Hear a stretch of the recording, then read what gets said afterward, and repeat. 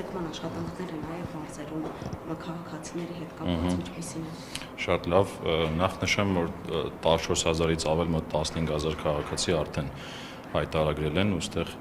կարևորը թերևս ոչ թե այս պայդրությամբ քանակն է, այլ դինամիկան, երբ որ նայում ենք շաբաթական թե ինչ է տեղի ունենում, ապա մեր իրազեկման արշավները կարծում իրենց օգուտը բերում են, այդ թվում նաև սոցիալական կրեդիտների շրջանակին լայնումը նույնպես իր օգուտները բերում է։ Եվս այս պայդրությամբ 7,000-ից ավել քաղաքացիներ արդեն սոցիալական կրեդիտներ են ստացել, 600 միլիոն դրամից ավել, երեկվա դրությամբ եթե խոսենք։ Ինչ վերաբերում է իրազեկման արշավներին, ապա այստեղ տարբեր թիրախներ ունենք։ Նախ առաջինը մարզային այցերն են, որոնք ակտիվ շարունակում ենք ու առաջին փուլը նախատեսում ենք այս ամսվա վերջ ավարտել, որի արդյունքներով կորոշենք դրացիչ ինչ այցերի կարիք կա։ Մյուս ուղղությունը կազմակերպություններ այցերն են։ Մենք խոշոր կազմակերպությունների հրավերով, այսինքն մենք ինքներս բաց լինելով հայտարարելով իրենց հրավերով կազմակերպում ենք այցեր, բայց նաև փոքր կազմակերպությունների համար մենք ինքներս ենք նախաձեռնում նմանատիպ իրազեկման հանդիպումներ, ինչպես մեր մոտ, այնպես էլ մեր սպասարկման սրահներում։ Մյուսը դե իհարկե արդեն քաղաքացիների համար հեշտացնելն է գործընթացը, մասնավորապես ուղեցույցների տեսքով, վերջերս պատրաստել եւ շրջանառել ենք նաեւ մեր սպասարկման սրահներում կա համապատասխան ուղեցույցներ, որոնք թույլ են տալիս շատ պարզ եւ մատչելի ձևով մի քանի էջի վրա ուղղակի հասկանալ, թե ինչպես կարելի է այդ հայտարարումը անել։ Բացի այդ, մենք շաբաթական շատ ինտենսիվ ռեժիմով բարբերաբար վիդեոռոլիկներ, հրապարակումներ, տարբեր իրազեկման հոլովակներ պատրաստում ենք եւ տեղադրում մեր կայքում։ Եվ մյուսը թվային պլատֆորմի ուղղությամբ արդեն աշխատանքն է, կայքը եւ մեր այս պահին գործող մոբայլ հավելվածը բարբերաբար կատարելագործում ենք ելնելով պահանջներից քաղաքացիների, բացի այդ աշխատում ենք նոր հավելվածի վրա, որի մասին վարչապետն էլ է խոսել, ես էլ եմ իմ հանրային ելույթներում խոսել, որը հնարավորություն է տալու շատ ավելի պարզ ձևով հեռախոսից այդ հայտարարումը իրականացնել։ Քաղաքացիների կողմից հիմնական խնդիրները կամ մտահոգությունները ինչի հետ կապված են եղել։ Տեսեք, մտահոգություններ ավելի շատ երևի թե սովորելու process-ի հետ է կապված, այսինքն այդ թվային պլատֆորմի այդ աշխատանքն է, որի ուղղությամբ ասացի մենք մաքսիմալ ջանքեր ենք ներդնում, որպեսզի իրենք կարողանան շատ պարզ ձևով այդ ամենը լրացնել։ Մյուսը մենք նաև ավտոմատացումներ ենք ներկայումս անում, օրինակ այնտեղ բազմաթիվ տողեր կան, որոնք աստիճանաբար ավտոմատացնում ենք եւ քաղաքացիները ավելի հեշտ ձևով են այդ հայտարարի լրացումը անում, օրինակ, տեսեք, մի օրինակ բերեմ, օրինակ կൂട്ടակային հատկացումները կենսաթոշակային ֆոնդերին, որ ուղարկում էին,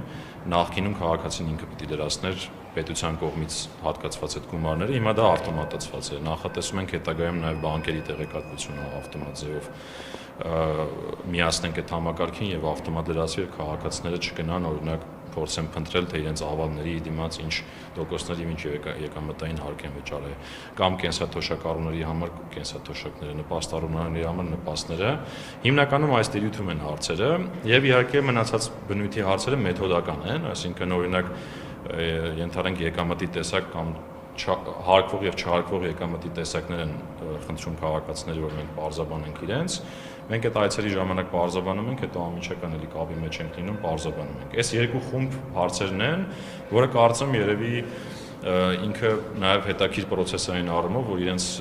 գիտելիքներն են զարգացնում թվային տեխնոլոգիաների օգտագործելու, ինչպես նաև ավելի լավ հասկանալու, թե ինչ եկամտի տեսակներ են համարվում հայտարարագրման ենթակա։ Վերադառնալով սոցիալական կրեդիտների թեմային,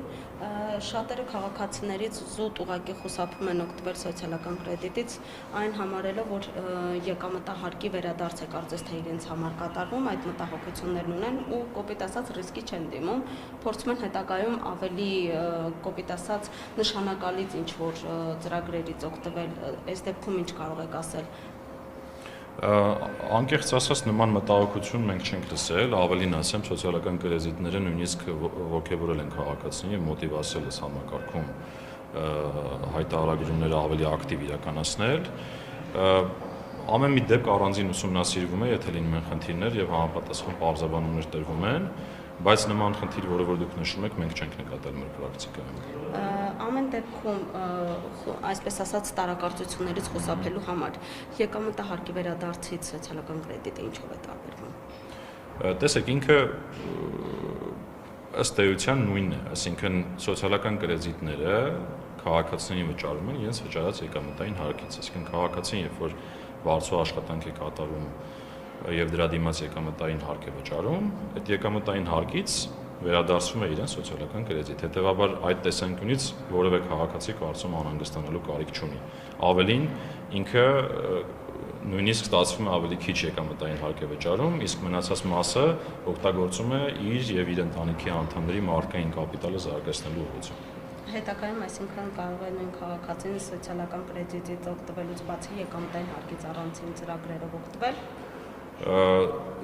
Առանձին ծրագրերը տեսեք ինչպես է, եթե նկատի ունեք օրինակ հիպոթեկը,